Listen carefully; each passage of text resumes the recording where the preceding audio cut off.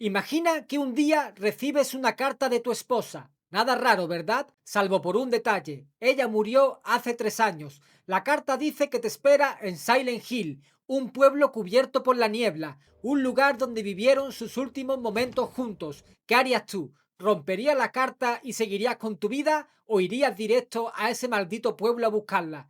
James Sunderland eligió lo segundo, y lo que encontró allí no fue a su esposa, fue a sus propios demonios. Aquí no hay zombies ni fantasmas, lo que acecha en Silent Hill es mucho peor, y mientras más avances entre esa niebla, más vas a entender que el verdadero enemigo no está fuera, sino dentro de ti. El remake arranca con esa carta imposible. James llega al pueblo, cruza un cementerio cubierto de niebla y baja un sendero interminable hasta las calles vacías. Las casas están cerradas, los carteles medio caídos, el sonido de pasos en el agua sucia parece seguirte, y entonces la radio empieza a sonar. Ese ruido metálico significa que algo horrible está cerca, aunque todavía no lo veas. La criatura se tambalea como si ni siquiera quisiera existir.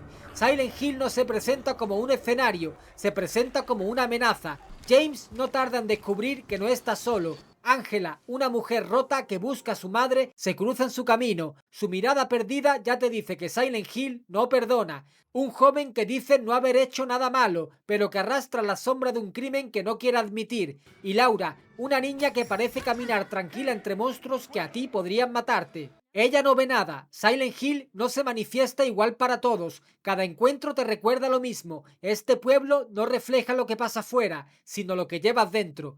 En Silent Hill 2 los enemigos no son aleatorios. Cada criatura refleja la mente de James, sus miedos, su culpa, su deseo reprimido. Y entonces aparece un verdugo gigantesco, con una espada que arrastra contra el suelo. No corre, no tiene prisa, porque sabe que tarde o temprano te va a alcanzar. Se llama Pyramid Head, no habla, no razona, solo existe para castigar. Y lo peor es que no persigue a nadie más, solo a James. Las enfermeras también son un símbolo, sus cuerpos exagerados, sus movimientos, sus rostros ocultos. En el remake son todavía más inquietantes, parecen humanas pero algo en su forma de moverse está roto, y cuando escuchas sus pasos en el hospital sabes que ya no hay salida. Los maniquís también son icónicos, patas humanas, torsos cruzados, una figura que parece un objeto hasta que se mueve. El remake los hace todavía más repulsivos, no parecen enemigos, parecen errores de la realidad.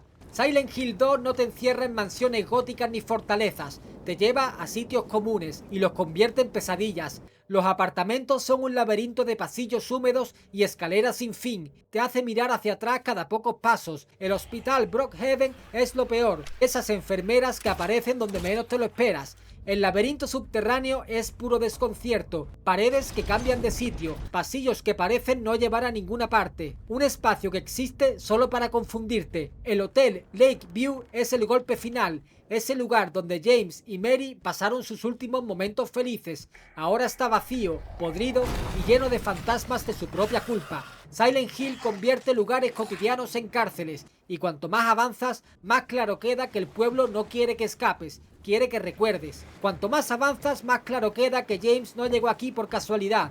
Silent Hill lo arrastró hasta este infierno para obligarlo a enfrentar la verdad. La carta de Mary, las apariciones de María, idéntica a su esposa pero distinta, los recuerdos que se repiten una y otra vez. Todo lleva a lo mismo. James no es solo una víctima, él es la causa de su propio castigo. Mary no murió sola en aquella cama, él fue quien puso fin a su sufrimiento, y desde entonces su culpa lo persigue en cada rincón del pueblo. Pyramid Head no es un enemigo cualquiera, es la materialización de ese crimen, un verdugo creado por su mente para torturarlo. Da igual el final que consigas, en todos tiene que enfrentarse a lo mismo, la verdad sobre Mary y la verdad sobre sí mismo. El remake recupera algunas de las escenas más perturbadoras del original, el espejo en los apartamentos donde Jane ve reflejada una versión que parece distinta. Ese instante dura segundos, pero se queda grabado, y la pelea final contra dos Pyramid Head, símbolo de que su castigo no puede ser solo uno, tiene que multiplicarse hasta que James acepte lo que hizo. Silent Hill 2 no necesita que un monstruo te salte a la cara, El terror está en cada detalle que te recuerda lo inevitable. Fue el juego que demostró que el terror podía ser profundo, psicológico y humano. Desde 2001 está considerado una obra maestra, y ahora con el remake todo lo que lo hizo grande regresa más intenso, más brutal y más cercano. La cámara al hombro convierte cada pasillo en un desafío, el combate es más físico, más sucio, más real, y la atmósfera aprovecha luces y sombras como nunca antes. No está jugando un simple remake, está reviviendo una pesadilla con una crudeza nueva, un viaje que hoy impacta igual que en 2001 o incluso más.